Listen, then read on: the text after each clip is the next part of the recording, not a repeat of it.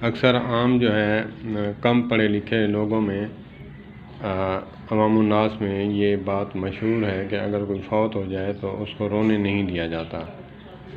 تو ایک ہمارے یہاں پہ عزیز ہیں، وہ فوت ہوئے ہیں، ان کی بیٹی کو جو ہے کہا گیا کہ رو مت، تجھے حمل ہے، پریگننس ہے، تو مسئلہ ہو جائے گا تیرے لیے، رو مت۔ اس کو رونے نہیں دیا گیا۔ 1 مہینے کے بعد اس کی جو ہے ڈلیوری ہوئی تو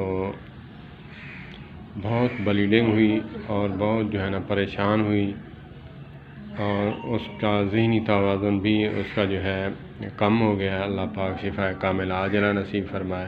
ڈاکٹروں نے کہا ہے کہ اس کو ٹینشن کیا ہے، کہا گیا کہ اس کا والد محترم جو ہے دار فانی سے کوچ فرما گئے ہیں۔ تو میں آج یہ بتانا چاہوں گا کہ یہ بات مشہور ہے کہ رونا نہیں چاہیے کسی کی فوتگی پر، اللہ ناراض ہوتے ہیں، یہ بات غلط ہے۔ ہمیں سمجھنا چاہیے کہ بات کیا منع ہے۔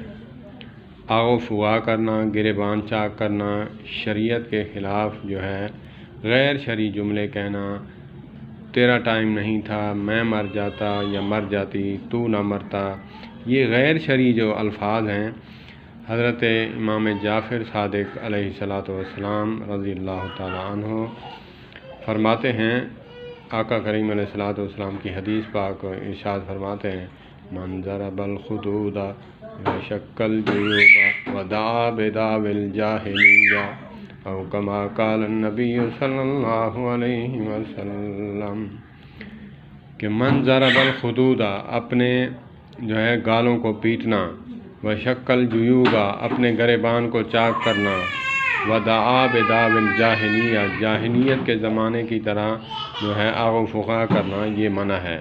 اگر جس نے کیا فلیس منا، وہ ہماری امت میں سے نہیں۔ تو یہ چیزیں منع ہیں۔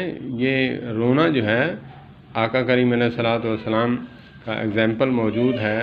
حضرت ابراہیم رضی اللہ تعالیٰ عنہ، حضرت قاسم، حضرت عبداللہ، یہ جو بیٹے تھے، جب فوت ہوئے تو آپ رو رہے تھے، غمزدہ تھے۔ تو صحابہ کرام رضوان اللہ علیہم اجمعین نے عرض کی، یا رسول اللہ آپ بھی روتے ہیں؟ کہا کہ دل جب دکھی ہوتا ہے تو آنکھیں برس پڑتی ہیں، اس سے منع نہیں۔ اللہ پاک مجھے صبر عطا فرمائے، اور آغ و فغا کرنا، شریعت کے خلاف جملے کسنا، یہ جو ہے گریبان چاک کرنا، منہ پر تماچے مارنا، اور جو ہے غلط الفاظ کہنا، یہ جرم ہے، یہ تو کوئی گناہ نہیں۔ تو ہمیں چاہیے کہ ہم جو پیارے فوت ہوتے ہیں تو اس پر آنسو بہانے چاہیے۔ کس نے منع کیا ہے؟